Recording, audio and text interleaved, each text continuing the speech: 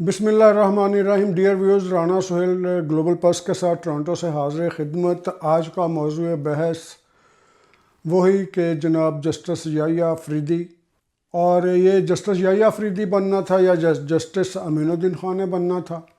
अगर चार का कुर्रा पड़ता कि चार की मेंबर की कमेटी बनती या चार सीनियर मोस्ट में से किसी को सिलेक्ट करना होता तो हो सकता है जस्टिस अमीनुद्दीन की बारी आती। और चूंकि तीन का था इसलिए जस्टिस याहिया अफरीदी और जस्टिस मंसूर अली शाह क्यों नहीं बने, हर एक अपनी अपनी तौजीहात दे रहा है, जबकि कोई इसकी एक तौजीह नहीं है। एक वजह तो सबको मालूम है कि वो जो रिज़र्व सीट्स का फ़ैसला था उसके हक़ में दिया था उन्होंने फ़ैसला जस्टिस मंसूर अली शाह ने, जो कि इनसे तवक्को नहीं थी, लेकिन वो इसलिए फ़ैसला दिया गया था कि उससे पहले एक बात लीक हो गई थी कि चीफ़ जस्टिसशिप का टन्योर बढ़ाया जा रहा है या जस्टिस काजी फायज़ ईसा को एक्सटेंशन दी जा रही है। चूँकि नेक्स्ट टर्म इनकी आ रही थी तो इन्होंने सोचा कि जनाब मेरी चीफ़ जजी हुआ डाका पड़ रहा है, तो इसलिए इन्होंने हुकूमत के ख़िलाफ़ या हुकूमत के एंटी जो था, जो भी एक्सपेक्टेड डिसीजन था उससे हट के दिया इन्होंने कि जनाब अली जाएँ। फिर ये है तो ना आपकी नशस्तें उधर चले जाएंगी, ना पूरी होंगी, ना आपकी मेजॉरिटी बनेगी। आपकी मेजॉरिटी नहीं बनने दूंगा, इसलिए ये सीटें रिज़र्व सीटें पीटीआई को जाएंगी। तो उन्होंने अपने तौर पर वो छोटी सी सियासत खेलने की कोशिश की। एक वजह वो भी है और एक वजह ये भी है कि जजमेंट आने के बाद फिर ये जो तफसीली नोट आते रहे एक दो, शायद और भी कोई आ जाए या ना आए अब, तो वो भी वजह बने। तीसरी वजह बनी है कि इनके जो मैसेजेस थे व्हाट्सएप के ऊपर अपने दोस्त अहबाब के साथ, अपने साथियों के साथ, वो पीटीआई के हक़ में जा रहे थे, सारे पीटीआई के हक़ में। क्योंकि ये वैसे तो बड़े अच्छे जज हैं, अच्छे वकील भी थे, अच्छे जज भी हैं, इनका कोई ऐसा फ़ैसला कंट्रोवर्शियल नहीं है सिवाय इस आखिरी फ़ैसले के। और ये फेवरेट हो सकते थे अगर ये पीटीआई के जो अरकान हैं, सुन्नी इत्तेहाद कौंसिल वाले और पीटीआई के 3 मेंबर जो हैं। ये अजीब बात है कि पहले वो कह रहे हैं जी कि हम इस आइनी तरमीम को नहीं मानते, फिर आइनी तरमीम को नहीं मानते। उस आइनी तरमीम के तहत ही उसी रात बनने वाली जो कमेटी थी, 12 रुकनी कमेटी, उसकी भी 3 नशिस्तें ले ली, मेंबरशिप ले ली। वो मेंबरशिप ले ली, अब कहते हैं जी हम इसके मेंबर तो बन गए हैं लेकिन हम इसका बाईकॉट करेंगे। बाईकॉट इन्होंने इसलिए नहीं किया, बाईकॉट इसलिए किया कि अगर वहाँ पर आते और जी जस्टिस मंसूर अली शाह की हिमायत करते, वहाँ पर बैठ के करते कि हिमायत करते मंसूर अली शाह को बनाया जाए, क्योंकि 3 नामों में से करना था, जस्टिस मंसूर अली शाह, मुनीब और ये जस्टिस याहिया। तो जब इन्होंने वहाँ पर उसका केस ही प्लीड नहीं किया, ये करते तो इनके साथ मौलाना फजल रहमान वाले कामरान साहब भी आ जाते, इनके साथ जनाब MQM भी आती, इनके वोट बन जाते, तो पीपल्स पार्टी भी इनका साथ दे देती मंसूर अली शाह पर। पीपल्स पार्टी को कोई इख्तलाफ नहीं है मंसूर अली शाह से, और वो करते। लेकिन चूंकि पीटीआई ऑलरेडी एस्टेब्लिशमेंट की जमात थी, आज भी एस्टेब्लिशमेंट की जमात है, बाकी भी हैं, लेकिन जो ये नारा लगाते हैं ना एंटी एस्टेब्लिशमेंट का, मैं उस हवाले से बात कर रहा हूँ। ये उन्होंने वही फ़ैसला किया जो एस्टेब्लिशमेंट ने इनको गाइड किया था कि आप उसमें ना जाएं, नहीं तो आपको वोट देना पड़ेगा। पीपल्स पार्टी ने नाम फ्लोट कर देना है मंसूर अली शाह का, फिर आप क्या करेंगे, क्योंकि आप तो मंसूर अली शाह के हक़ में नारे लगा रहे हैं बाहर। तो उन्होंने जानबूझकर वो मीटिंग अटेंड नहीं की, और ये सारी चीज़ें सामने आ चुकी हैं। ये नहीं है कि सिर्फ मैं बता रहा हूँ, हर आदमी शोर। टेक्नोलॉजी इतनी एडवांस हो गई है कि पहले होता था मेरी खबर है, मेरी एक्सक्लूसिव है, मेरी बाई लाइन है, मैं यही चलेगी। और भाई अब एक्सक्लूसिव नाम की कोई चीज़ नहीं रही, अब हर चीज़ हर जगह निकल जाती है। अब बात ये रेस ये है कि पहले कौन बता देता है। तो अब जो है ना जी सिक्रेसी से याद आया, लोग कह रहे हैं कि जनाब वो जस्टिस मंसूर अली शाह के जो मैसेज लिखे थे व्हाट्सएप किए थे इन्होंने, तो व्हाट्सएप की वजह से इनका, हाँ वो भी एक वजह है, इन्होंने अपने फ्रेंड्स को, अपनी फैमिलीज़ को कहा कि मुझे चीफ जस्टिस मान लेने दें तो मैं सारा इनका मलिया मेट कर दूंगा, सारे प्लान जो इनके हैं PMLN के।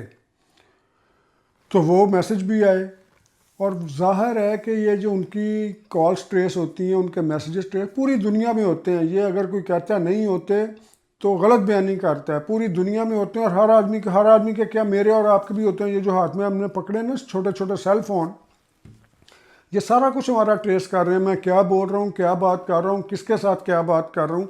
आप आज कोई गलत मैसेज करें दुनिया में कहीं बैठकर, अब थोड़ी देर के बाद पुलिस आपको आ जाएगी या वाच करना शुरू कर देगी आपको। तो इसलिए अगर जजेस के भी हो रहे हैं ना, नहीं होने चाहिए। हम कहते हैं इजहार राय के ख़िलाफ़ है, इंसान की शख्सी आज़ादी के ख़िलाफ़ है, हम कहते हैं, ठीक है। लेकिन इसका सम टाइम्स बहुत ज़्यादा बेनिफिट भी मिलता है। बेनिफिट किस हालत में मिलता है? फ़र्ज़ करें कोई आदमी मनूवर करके किसी आला ओहदे पर पहुंच गया और एंटी स्टेट एक्टिविटीज़ में मुलव्वस हो गया, और आला ओहदे पर पहुंचने के बाद किसी एजेंसीज ने उसको हायर कर लिया और एंटी स्टेट एक्टिविटीज़ में चला गया, पाकिस्तान के ख़िलाफ़ वो काम करना शुरू हो गया, पाकिस्तान के ख़िलाफ़ किसी उसने और ने उसको हायर कर लिया। जैसा कि होता है, हमारे कई जर्नैल भी गए हैं, फ़ौजी अफसर भी गए हैं, ये ना करें, इसी बुनियाद पर गए हैं। तो ये जो मैसेज ट्रेस करना या इनके वो सारी रखना, ये स्टेट की समटाइम्स फ़ायदे में जाता है, और ये मजबूरी होती है, और दुनिया की हर जगह होता है कि, और दुनिया में कोई जगह कोई भी इसको डिक्लेयर नहीं करता कि हम ये कर रहे हैं। मैं भी डिक्लेयर मैं भी यानी कि ट्रेस हो रहा हूँ, आई मीन आप भी ट्रेस हो रहे हैं, लेकिन कोई ये नहीं कहता कि हम आपको ट्रेस कर रहे हैं। तो लिहाजा इस चीज़ को माइंड नहीं करना चाहिए। और दूसरी बात यह कि अगर ना पता चलता तो मंसूर अली शाह के वो जो मैसेजेस हैं बड़े ख़तरनाक मैसेजेस थे कि मैं ये कर दूंगा, मैं असम्बलियाँ कर दूंगा, वो भी करने की ज़रूरत ही क्या थी, करना था तो कर लेते।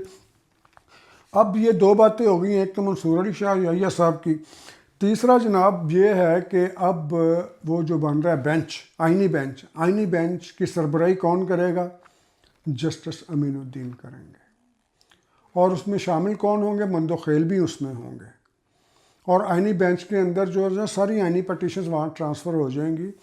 और ये अजीब बात है कि पीटीआई वाले दोस्त जो अभी भी कर रहे हैं, मसलन हामिद खान साहब बड़े अच्छे वकील हैं, बहुत बड़े वकील हैं, टोरंटो भी आए थे, उनसे बात हुई थी, फ़ोन पर बात हुई थी, तो वो नाराज़ थे इमरान खान साहब से।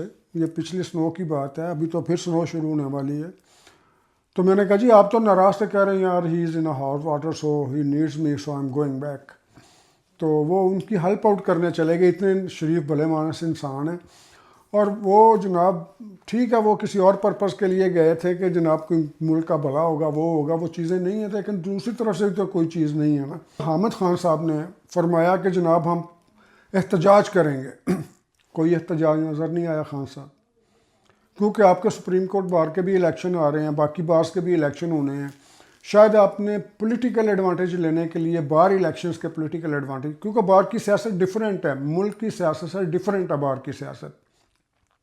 बार के अंदर ये पीटीआई, पीपल्स पार्टी, मुस्लिम लीग, वहाँ पर सारे इंटरचेंज हो जाते हैं, इधर से उधर, तो क्या कहते हैं, इंटरमिंगल हो जाते हैं सारे। तो वो अपनी बार की सियासत के लिए शायद उन्होंने इस तरह का बयान दिया हो, लेकिन अभी तक कहीं कोई एहतजाज खान साहब नज़र नहीं आया। हामिद खान साहब से कह रहा हूँ, और दूसरे खान साहब से भी कह रहा हूँ, अगर वो कहीं सुन रहे हो। लेकिन अब हम बात करनी, उन्होंने कहा कि जनाब मंसूर अली शाह साहब योद्धा छोड़ देंगे। मुनीब के बारे में वो खुद कहते हैं पीटीआई के दोस्त वो नहीं छोड़ेंगे, क्योंकि मुनीब साहब को तो है ना कि वो पीटीआई के जज हैं, वो सुप्रीम कोर्ट के जज नहीं, उनके सारे फैसले निकाल के देख लें, everything is clear over there. तो जस्टिस मंसूर अली शाह योद्धा क्यों नहीं छोड़ेंगे? भाई योद्धा बड़ी मुश्किल से मिलते हैं, जज्जी हमें नहीं मिल जाती।